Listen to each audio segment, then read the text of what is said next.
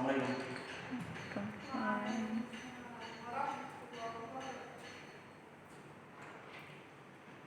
Assalamualaikum warahmatullahi wabarakatuh. Hari ini kita belajar tentang hukum Newton tentang gerak, ya. Nah, apa sih hukum Newton tentang gerak itu? Oke. Nah, hukum Newton tentang gerak nanti kita bagi tiga. Yang pertama, ya, kata si Newton. Nah, kalau ada sebuah benda, saya buat aja ini hukum pertamanya. Hukum pertama Newton. Oke. Nah, kata Newton, kalau ada sebuah benda yang dalam keadaan diam, kalau nggak diapa-apain, maka benda itu akan tetap seperti itu, ya.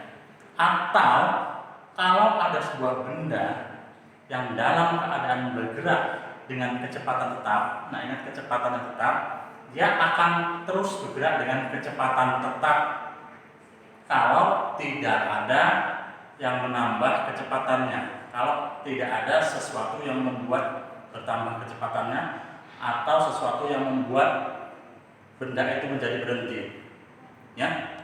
Nah, ini masalah hukum 1 Newton. Nah, contohnya ini. Nah, ini ada spidol, ketika saya diamkan seperti ini, selamanya akan seperti ini, tidak akan bergerak. Tapi kalau misalnya ada yang menggerakkan entah udara, entah didorong, maka dia akan bergerak, ya. Nah, contoh, kita saya bergerak. Ini saya bergerak dengan kecepatan tetap.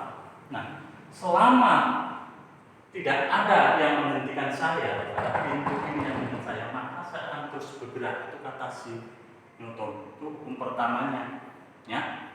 Nah, contoh lain misalnya kalau ada seseorang yang berada dalam mobil, ketika mobilnya digiring, kok dia bisa terdorong ke depan, atau ketika digas tiba-tiba, maka dia akan terdorong ke belakang, ya.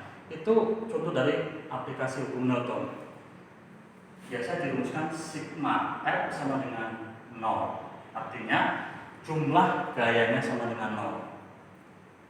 Kalau pada sebuah benda seperti ini, ada benda yang ditarik, ya. Ditarik dengan kekuatan ini 5 Newton, ini 6 Newton. Nah, kalau seperti ini berarti akhirnya benda masih bergerak.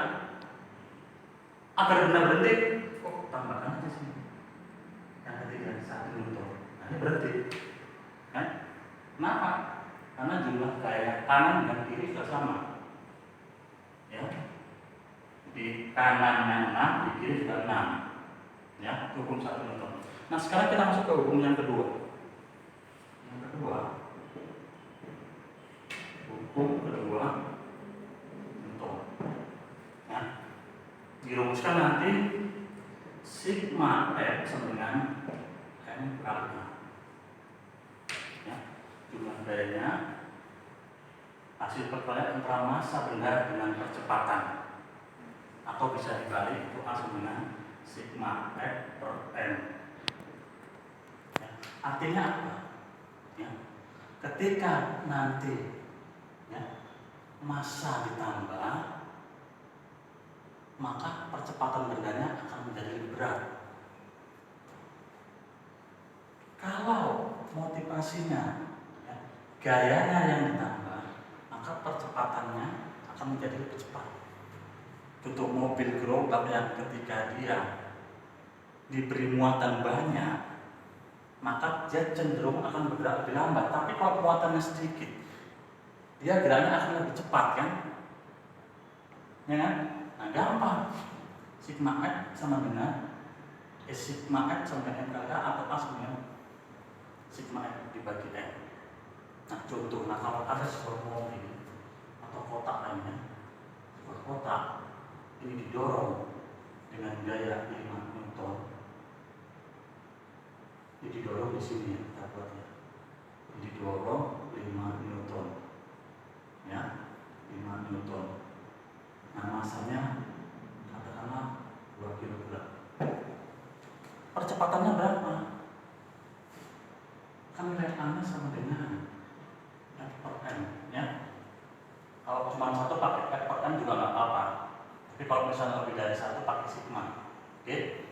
Nah, nanti F-nya itu 5 dibagi 2 dengan 2,5 meter per sekon kuadrat. Ya. Nah, jadi seperti ini hasilnya. Kalau masanya ditambah, otomatis nilai percepatannya akan menjadi lebih lambat. Tapi kalau gayanya ditambah, masanya tetap, maka percepatan akan menjadi lebih besar. Nah, itu menurut hukum kedua. Nah, sementara hukum yang ketiga kata si Newton, ya, hukum ketiga Newton. Ya. Nah, apa kata Newton?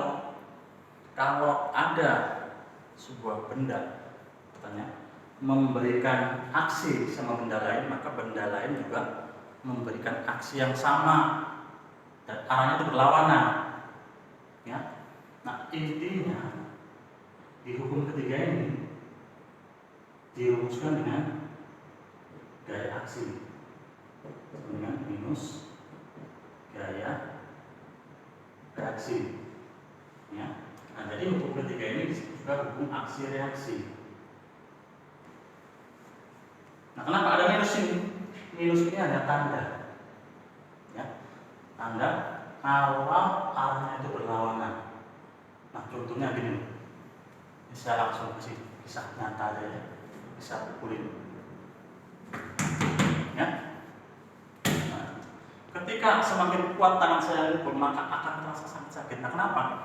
Ketika saya memberikan aksi sama dinding ini, maka dinding juga akan memberikan aksi yang sama besar lainnya.